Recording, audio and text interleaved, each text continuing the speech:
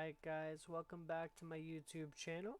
So in today's video we are going to go ahead and go over a few tips, just a bit of the fundamentals of Risk of Rain 2.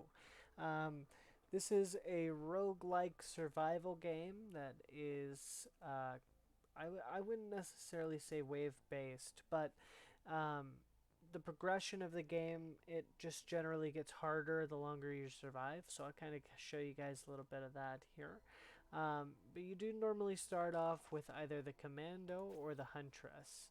So we're going to go ahead and be playing the huntress because I personally feel like she's the most beginner friendly character in the game. She just has a really solid amount of movement and stuff of that nature that makes her more beginner friendly in my opinion. So the premise of this game is going to be find items after killing enemies. When you kill enemies, you get gold. Gold allows you to buy the chests that you can find.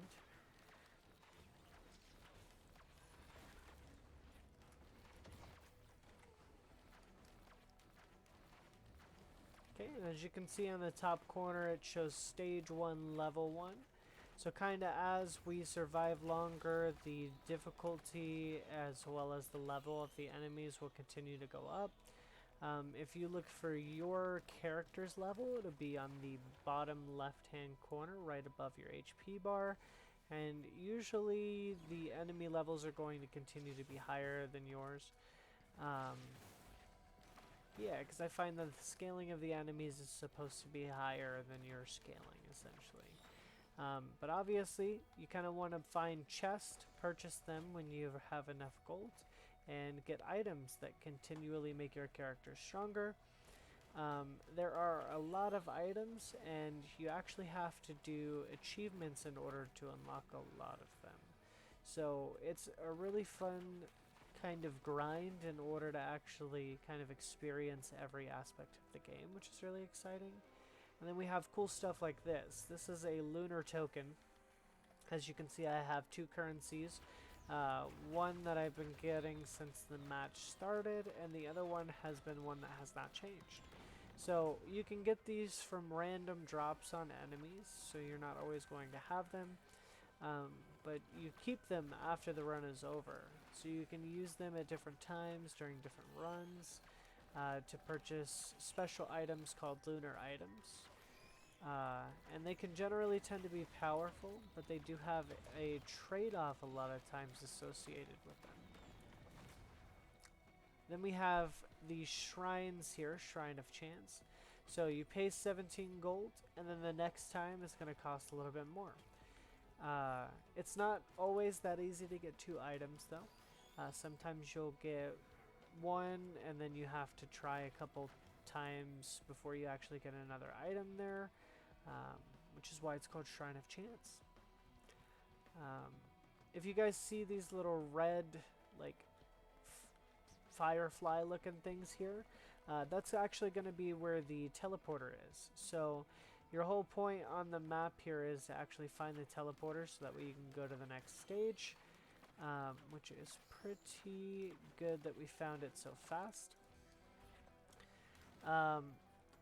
So a big thing in the community is a debate between whether or not it's important to, you know, farm up items or move quickly kind of thing. So time versus equipment.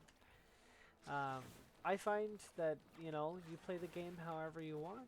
If you want to continue to find items before you open the teleporter, it's completely up to you. As you can see, we just picked up an orange item there from what is called an equipment chest. And the orange items can be used as kind of an additional item. It's not one item that stays on your character and, you know, has to be used throughout the whole run. If you find a different equipment, you can change it out. They're generally active, but they do have passive ones as well. So if I hit tab here, I can hover over the item. So if I press Q, I get heal for a percentage of damage you deal for 8 seconds, which can be pretty helpful. So I do have a heal now. And then I think we might as well just go ahead and activate this. If we fail, we fail. Okay, Beetle Queen. So this boss is a bit frustrating if you don't have any AoE abilities because she does summon these little beetle guards here. And they can be a bit troublesome because they hit very hard. I want to take care of the flying enemies first here.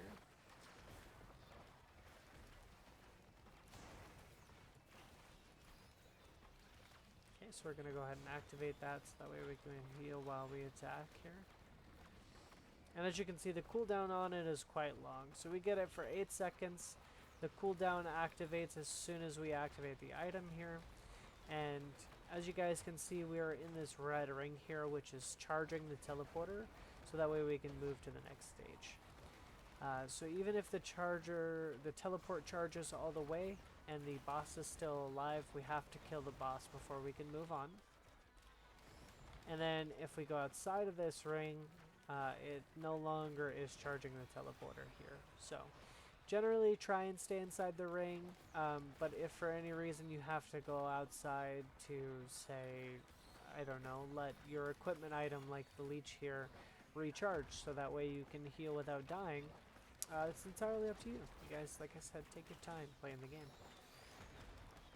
No need to rush.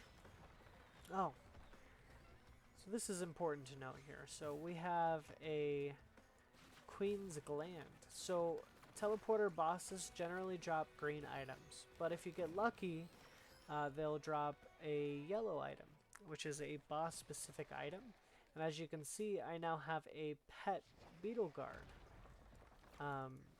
And because it is my item now, he is permanent. So even if he dies, he will be respawned, which is pretty cool.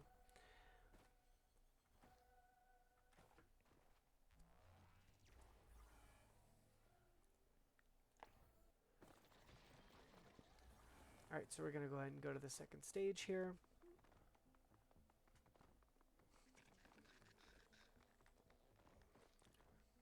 Okay, so we're going to talk about this here real quick for a second.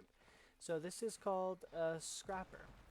So what we can do with this is we can take one of our white items or green item or red item. We can throw it in there and turn it into scraps. And so we have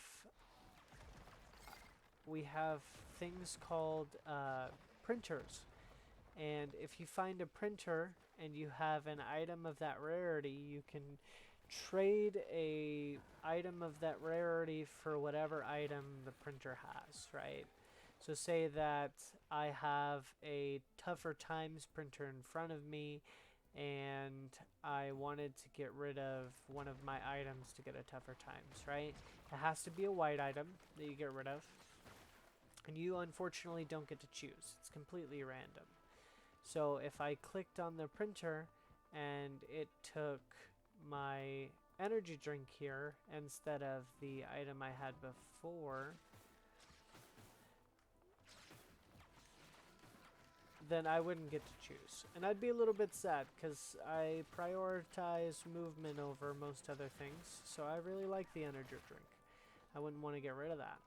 But because I traded that other item for the scrap here, the printer would prioritize the scrap over my other item, which is pretty good.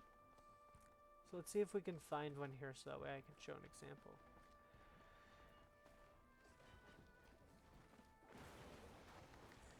Okay, don't like those guys.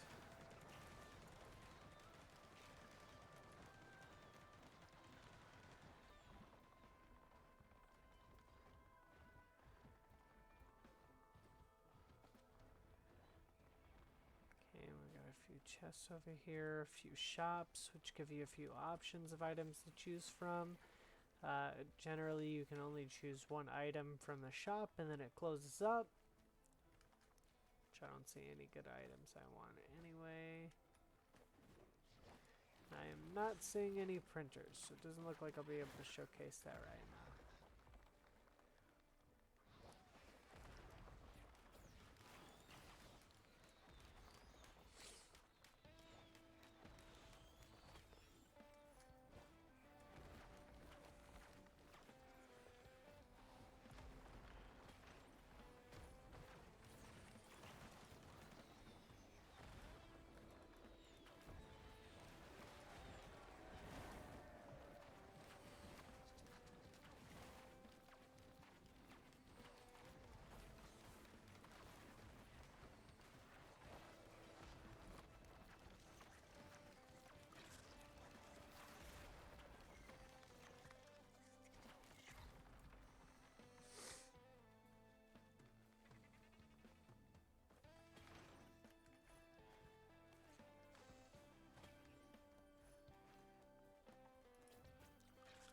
So this thing up here is actually a green item printer.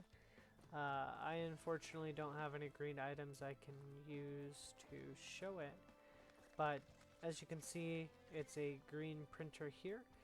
So if I had a green item, no matter what it is, I can trade it out for the item inside that printer if I thought that this item was better for me. But I don't have any green items. Let's see if I can't get one real quick. Again, just to showcase how that works.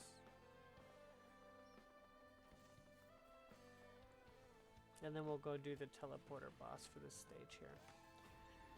Oh, hey look. Like I said, you don't usually get that lucky on shrines there, but usually it'll take 3 or 4 times before you actually get an item out of it. It generally gets pretty expensive because every time you fail, the price on the shrine goes up and up and up and up until you succeed 2 times. So you are guaranteed 2 items from a shrine, but it's just not a guaranteed period of time that it could take. Okay, so I am assuming, as we can see the lower red flakes, that the teleporter is up there. So we're going to go ahead and take care of these guys real quick, just because these are my least favorite enemies in the whole game. Absolutely hate them. Okay, and I'm going to go ahead and try and see if I can't get a better equipment from here. The heal is nice, but I want something that's another heal item.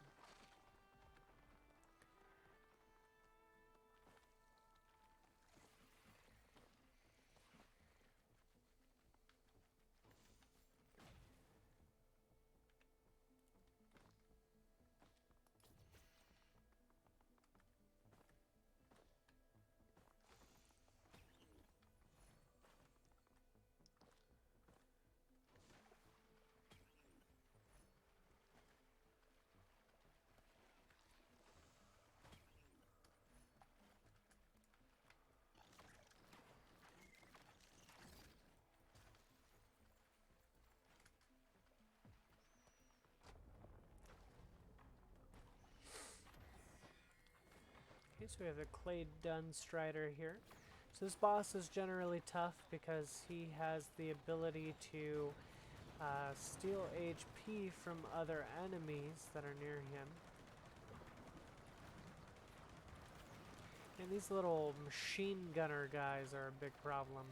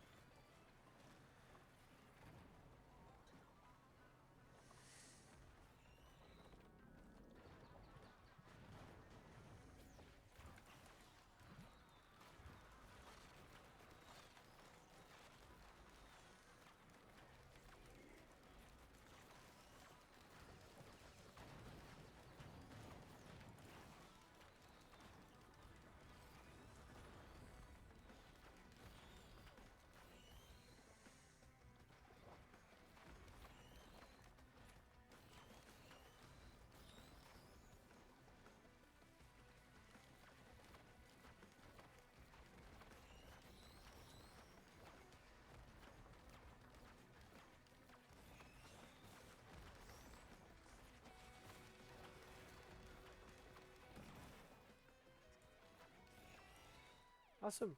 Well, I think that that is about all I wanted to cover in my introductory guide to Roots of Rain 2. If you guys happen to have any questions in the future, feel free to leave a comment in the comment section below, and or go ahead and send me an email, something of the sort, just kind of letting me know that you have some more questions. I'll make another video about it in the future. But yeah, I think that about covers everything here today. You guys have a wonderful evening. Thank you for watching. Bye.